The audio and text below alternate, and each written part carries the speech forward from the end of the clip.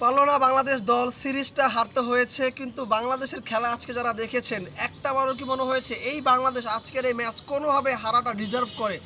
আমার কাছে একটাবারও দেখে মনে হয় না বাংলাদেশ দল আজকের এই ম্যাচ হারতে পারে। বাংলাদেশ দল মূলত যেই জায়গায় হেরেছে আসলে ১৭ এবং ১৯তম ওভারে বাংলাদেশ দল ম্যাচ হেরেছে। ১৭তম ওভারে এসে আলিস তিনি একটা রান দিয়ে একটা উইকেট নিয়ে গেছে। শামীম পাটোয়ারি আজকেও ফ্লপ। যাকে আসলে ফিনিশার হিসেবে নামানো হয়েছিল সেই শামীম পাটোয়ারি তিনি কিন্তু আসলে তার যোগ্যতাটা প্রমাণ করতে পারে নাই। মূলত সাকলাইন কেন, হোয়াই সাকলাইন বলে ৪ ওভারে ৫৩ রান দিয়েছে। ব্যাট হাতে তার যে ভূমিকাটা প্রয়োজন সেইটা তিনি করে দেখাইতে পারে নাই, পুরোপুরি ব্যর্থ হয়েছে। ১১টা বল খেলেছে গুনে গুনে, একটা বাউন্ডারি এসছে তার হাত থেকে। তাকে মূলত ওই সময় নামানো হয়েছে বিগ শট খেলার জন্য, বাট সাকলাইনের ব্যাটে বলে কিন্তু একটুও কানেকশন হয় নাই। যেই জায়গায় বাংলাদেশ দল ১৯তম ওভারে বাংলাদেশ দল আরও বেশি ভুগেছে অ্যালিসের ওই ওভারটাতে। গুনে গুনে ৫টা বল খেলেছে সাকলাইন, তার মধ্যে ৩টা বল হচ্ছে ডট। চিন্তা করে দেখেন, একটা বাউন্ডারি এসছে, একটা সিঙ্গেল। ওই ওভারের শেষ বলে কিন্তু তৌহিদ হৃদয় বিশাল একটা ছক্কা হাঁকিয়েছে। দেন ওই ওভারে ১৩ রান আসে। শেষ দুইটা ওভারে ২৩টা রান প্রয়োজন বাংলাদেশ দলের। যদি সাকলাইন যদি ওই ওভারটাতে আরেকটা বাউন্ডারি মারতে পারতো, কিংবা চার্জ না করে যদি তৌহিদ হৃদয়কে স্ট্রাইকটাকে রোটেট করতো, আমার কাছে মনে হয় বাংলাদেশ দল এই ম্যাচ জিতে যেত। আনফর্চুনেট বাংলাদেশ দল এই ম্যাচটা হেরেছে। আমি বলবো আসলে বাংলাদেশ দল শেষ ৩টা বা ৪টা ওভারে ম্যাচটা হেরেছে, যেখানে সাকলাইন, শামীম পাটোয়ারি তাদের দায়টা আসলে নিতে হবে আজকের এই ম্যাচের। সত্যিকার অর্থেই আপনি যদি একবার শুরু দেখেন, টপ অর্ডারে তানজিদ তামিম ৩০ রান করেছে, সৌম্য সরকার ১৫ করেছে।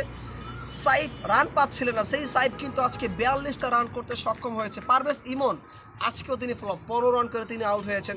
সো তৌহিদ হৃদয় ৩৫ রান করেছে তার ব্যাট থেকে। শেষ ওভারে যখন বাংলাদেশ দলের জয়ের জন্য আসলে পাহাড় সমান রান প্রয়োজন, বাংলাদেশ দলের শেষ ওভারে ২৩ রান প্রয়োজন, এই ম্যাচকে বাংলাদেশ দল আদৌ জিতবে? সেই ম্যাচ বাংলাদেশ দল কিন্তু হেরেছে ৭ রানে। আজকে বাংলাদেশ দলের এই ম্যাচ হারার পেছনে অন্যতম কারণ যদি বলা যায়, ম্যাচের মোমেন্টামটা নষ্ট করেছে সাকলাইন এবং শামীম পাটোয়ারি। তাদের এই দুইজনের বেখেয়ালি ব্যাটিংটাই কিন্তু বাংলাদেশ দলটাকে আজকে ভুগিয়েছে। উপরের টপ অর্ডার যারা আছে তারা তাদের দায়িত্বটা পালন করার ট্রাই করেছে, বাট তারা কিন্তু বল খায় নাই।